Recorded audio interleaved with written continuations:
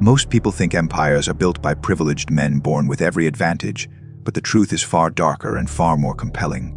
In the 12th century, a destitute boy named Temujin rose from abandonment and slavery to create the largest contiguous empire in human history.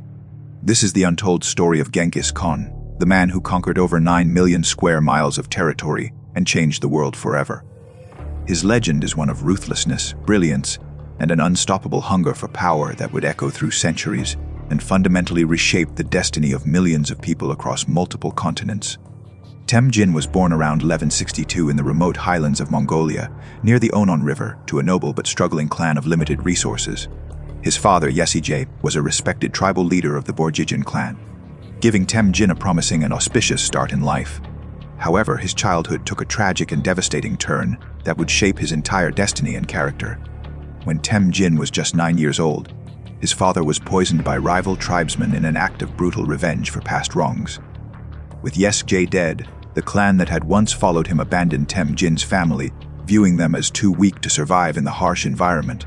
Stripped of status and security, the young boy found himself homeless, facing starvation on the unforgiving Mongol steppe. Legends say he was born holding a clot of blood in his hand, an omen of the bloodshed that would define his future. During these years of desperation and hardship, Temujin witnessed his half-brother securing resources meant for the family. Driven by survival instinct and a burning need to establish himself as the family's protector, Temujin killed his older half-brother to secure his position. This act revealed something crucial about his character. He was willing to do whatever necessary to survive and advance, a trait that would define his entire rise to power. Despite his youth and poverty, the young warrior began attracting followers through pure force of personality and strategic brilliance. He formed important alliances with two prominent tribal leaders named Jamuka and Togrul, and together they rescued his wife Biorte, who had been kidnapped by raiders. These early experiences taught him the value of loyalty, strategic alliance, and the willingness to strike before enemies could organize against him. The brilliant consolidation of Mongolia. As Temujin entered his 20s, he began to understand that Mongolia's constant tribal warfare was tearing the entire people apart, preventing them from ever achieving their full potential. Rather than accept this fragmented reality, he envisioned something truly revolutionary, uniting all the Mongol tribes under single leadership for the first time in history. For nearly a decade, from roughly 1196 to 1206, Temujin fought a systematic campaign to conquer his rivals one by one. He defeated the Tatars who had killed his father in 1202, executing their leaders and incorporating the survivors into his growing army. He turned against his former ally Togrul, destroying him completely in 1203 after their partnership soared. He then methodically crushed the Naimans, the Merkits, and every other competing tribe that stood in his way. These were not mere skirmishes, they were brutal, comprehensive campaigns of subjugation that demonstrated his extraordinary tactical genius and ruthless determination to eliminate all opposition. What separated Temujin from other tribal leaders was his radical approach to unity. Instead of allowing conquered warriors to maintain their old tribal identities and loyalties, he reorganized them entirely. He broke down traditional clan structures and reorganized people into decimal units of tens, hundreds, thousands, and 10,000s, mixing warriors from different tribes within each unit. This brilliant restructuring shattered the old tribal system and created a unified fighting force where soldiers' loyalty flowed directly to him rather than to their birth clan. In 1206, after consolidating Mongol territories, Temujin held a great assembly called a Kurultai beside the Onon River. The gathered leaders proclaimed him supreme ruler and bestowed upon him the title Genghis Khan, meaning universal ruler or oceanic sovereign. What separated Temujin from other tribal leaders was his radical approach to unity and governance. He implemented a merit-based promotion system that rewarded ability and loyalty regardless of birth status, something revolutionary for the era. He prohibited feuds and internal conflicts, establishing a legal code called the Yasa that unified his diverse population under common rules and principles. Genghis Khan was now 44 years old, commanding an empire on the steppe. But this was merely the beginning of his extraordinary conquests. The conquest of an unprecedented empire. What happened next would reshape the map of Asia, the Middle East, and Eastern Europe. In 1205, even before formally taking the title, Genghis Khan launched his first campaign against the Xisha kingdom, which controlled parts of northwestern China. By 1210, the Xisha king submitted to Mongol authority. Emboldened, Genghis Khan turned his attention to the Jin dynasty, which ruled northern China. The conquest of Beijing in 1215 was a watershed moment. The Mongols had breached what many thought were impenetrable fortified walls, proving that no city was truly safe from their military innovations. Genghis Khan's military brilliance lay in constant adaptation and innovation that surpassed all rivals. The Mongols had always been masterful cavalry archers, but Genghis incorporated advanced siege technology, catapults, and engineering expertise borrowed from conquered peoples into his arsenal. His soldiers were equipped with composite bows capable of shooting arrows over 200 meters with deadly accuracy from horseback. Each warrior maintained 3 or 4 horses, allowing them to travel at extraordinary speeds across vast distances without exhaustion. A single Mongol cavalry unit could cover up to 130 miles in just 2 days. The combination of this unmatched mobility with sophisticated military tactics made the Mongol army virtually unstoppable against traditional armies that relied on fixed positions and supply lines. Genghis Khan employed psychological warfare with devastating effectiveness that terrified enemy forces before battles even began. His forces would light multiple campfires around their camps to appear far larger and more numerous than they actually were. They would send exaggerated reports of their brutality and savagery ahead of their armies, so cities learned of their fearsome reputation before seeing a single Mongol soldier approaching.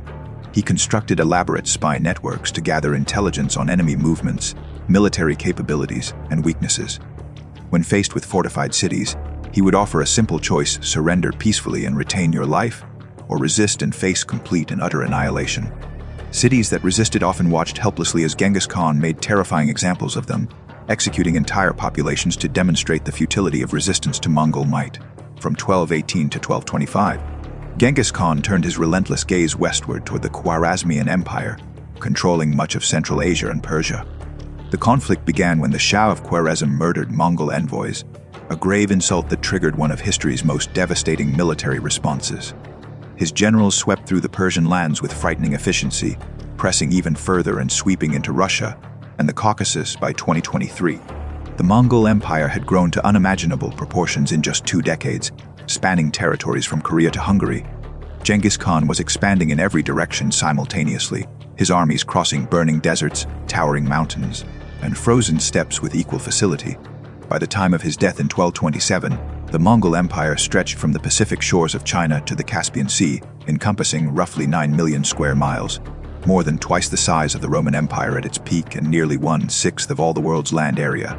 The legacy that shaped the world. Genghis Khan died on August 18, 1227, under mysterious circumstances that historians continue to debate and investigate. Some accounts suggest he died from injuries sustained during a hunting accident or military campaign, while others claim he succumbed to illness or disease. His last act before death was to designate his son Yu-Gidi as his successor, ensuring that the Mongol Empire would continue its relentless expansion under his descendants.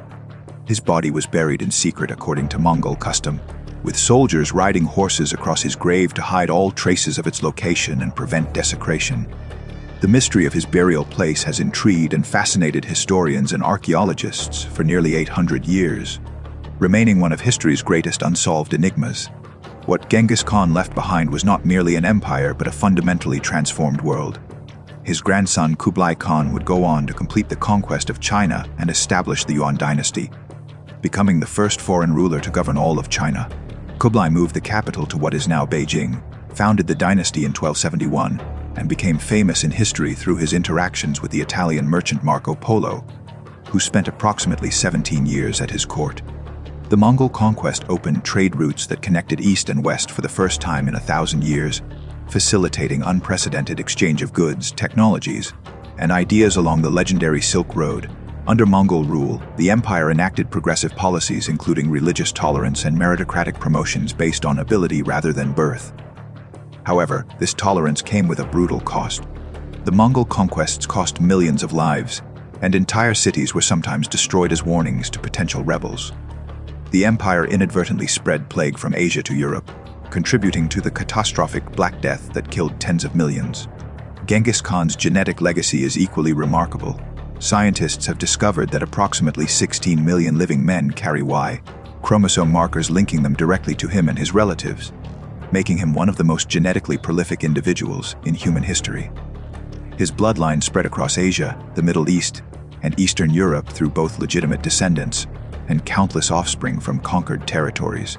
The Mongol Empire eventually fragmented after Genghis Khan's death, splitting into 4 separate khanates ruled by his descendants. By the 14th century, the empire had broken apart completely, but not before leaving an indelible mark on human civilization. The trade networks his empire established, the cultural exchanges it facilitated, and the military innovations it demonstrated fundamentally reshaped world history. Genghis Khan transformed from an abandoned and destitute boy into history's greatest military conqueror. A man who unified the fragmented and warring peoples of Mongolia and went on to build an empire that would never be rivaled in terms of contiguous land area or rapid expansion.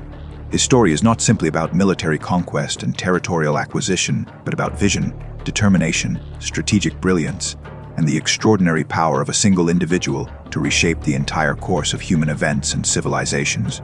From poverty to power, from tribal outcast to universal ruler, from homeless orphan to the leader of the greatest empire ever built, Genghis Khan's untold story remains one of history's most extraordinary and remarkable transformations.